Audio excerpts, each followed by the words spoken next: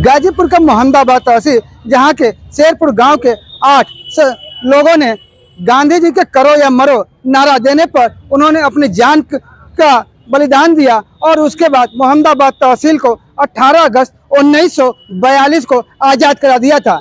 और उन्हीं की याद ये गाजीपुर मोहम्मदाबाद का शहीद पार्क बनाया गया है, जहां पर शहीदों की मूर्तियां लगी हुई हैं। लेकिन एक विडंबना यह है कि शहीदों की मूर्तियां तो लग गई, लेकिन इनकी देख रेख करने के लिए यहाँ पर कोई व्यवस्था नहीं किया गया है। जैसा कि आप देख भी सकते हैं कि ये शहीद शिवपूजन राय की मूर्ति है और इस मूर्ति के ऊपर मिट्टी जमा हुआ है।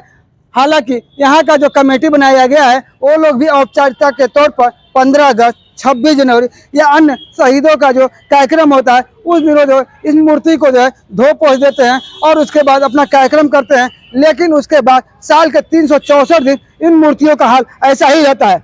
ऐसे में अब कुछ ही दिनों बाद 26 जनवरी यानी गणतंत्र दिवस आना है, जिस पर देश के शहीदों का सम्मान की बात भी कही जाती है। ऐसे में हमारे साथ स्थानीय नागरिक हैं, हम इनसे जानना चाहेंगे कि यहाँ के जो ये अष्ट शहीद हैं इनके बारे में क्या कहानियाँ हैं और इस पार्क के बारे में क्या कहना चाहेंगे।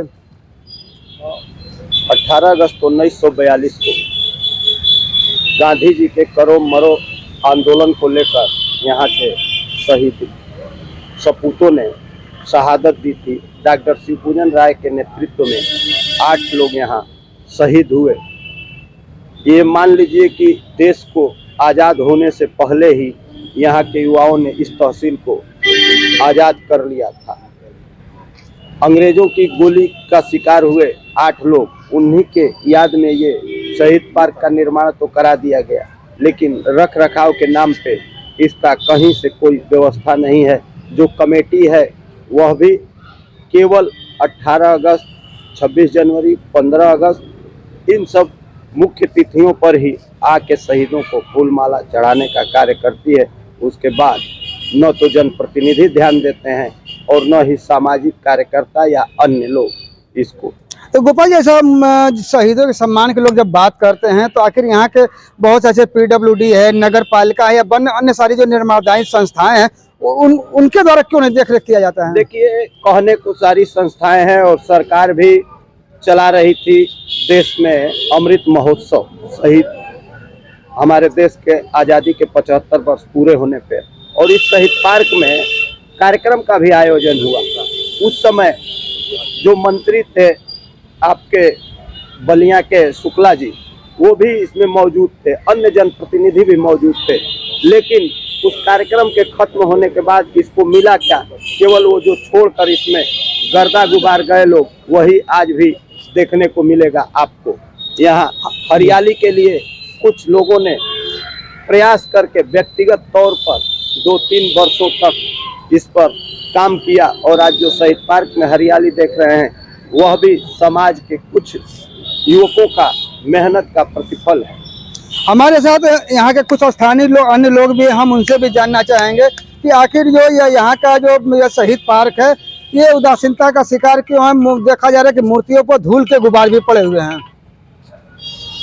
यहाँ का जो प्रशासनिक है या राजनेता भी है, इस पर विशेष फोकस नहीं करती है, क्योंकि ये देश के लिए लड़े थे, कोई अपने लिए नहीं, अपने परिवार के लिए नहीं लड़े थे। आज इन्होंने जो कुर्बानी दिया है, हमें लगता है कि ये पूर्वांचल में क्या पूरे भारत में सबसे पहले अंग्रेज़ों ने उस समय अंग्रेज़ों ने एक सुविधा भी नहीं देते थे, पूर्व से पानी छिलवाते थे, कम पैदावार होता था, उस ऋण से खून निकालते थे।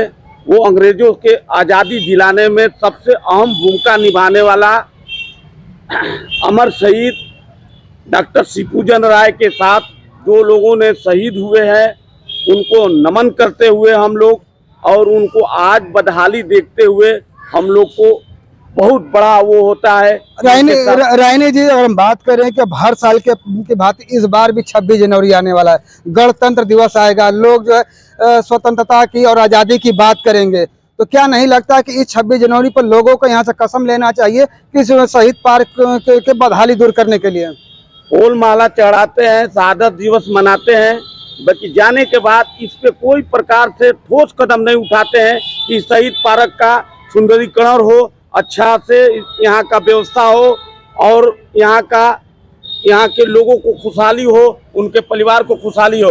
प्रेम जी, अभी आपके गाजीपुर के जो सांसद हैं अफजाल अंसारी, उन्होंने कहा है कि यहाँ पर व्यवस्थाएं नहीं होने की वजह से, कमेटियां मजबूत नहीं होने की वजह से या उनके पास आर्थिक स्रोत नहीं होने की वजह से भी ये पूरा पार्क बदहाल रहता है।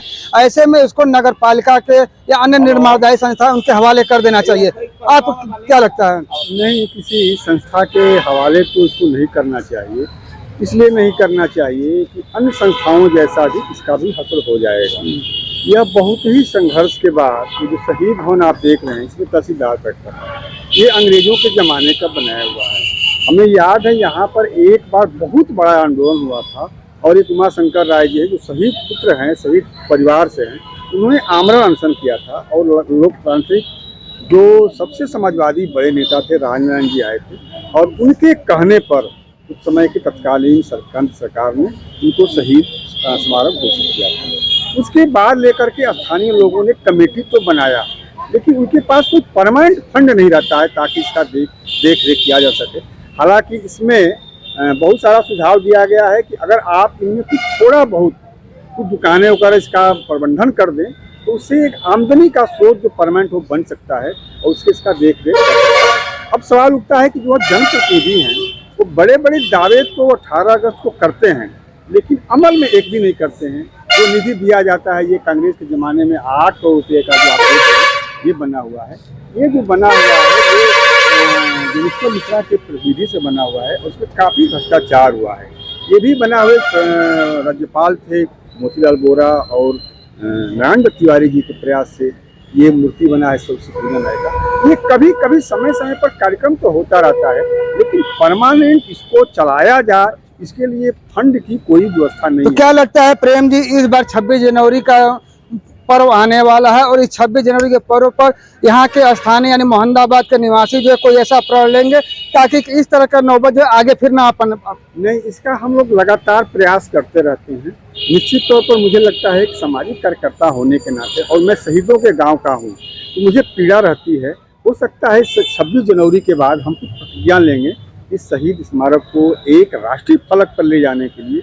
इसमें काफ़ी एक अर्थ खर्च किया जाए और वह अर्थ खर्च जो होता है हम जनप्रतिनिधियों से मांगेंगे, स्थानीय जनता से मांगेंगे, चंदा मांग करके इसका सुंदरीकरण कराएंगे। इसका रख रखाव के लिए लगातार हम लोग प्रयास करते हैं। अब सवाल बनता है कि जो स्थानीय जो सांसद हैं अफजाल अंसारी साहब, उनके पास लंबा फंड है, उनके पास निधि भी है, लेकिन वो एक टुकड़िया एक पैसा आज तक उन्होंने नहीं दिया। बड़ी बड़ी बातें तो करते हैं लेकिन उन्होंने एक पैसा नहीं दिया। मुझे लगता है कि उनकी भी जिम्मेदारी बनती है, स्थानीय विधायक की भी बनती है इस शहीदों की धरती को, सत्यजन राय की धरती को राष्ट्रीय फलक पर होना चाहिए। उसके रख रखाव के लिए निश्चित तौर पर उनका भी एक भूमिका होनी चाहिए, लेकिन अपनी भूमिका से वो लोग पीछे हटते हैं। लेकर आने वाले 26 जनवरी को लोग एक बार फिर से शहीदों को याद करेंगे। लेकिन अगर हम गाजीपुर के इस शहीद पार्क की बात करें और यहाँ की बदहाली की बात करें, जिसको लेकर सांसद गाजीपुर ने ये कहा है कि यहाँ के रख रखाव की व्यवस्था जिला प्रशासन को नगर पालिका के जिम्मे सौंप देना चाहिए, जिससे कि यहाँ का रख रखाव बेहतर हो सके। अनिल कुमार।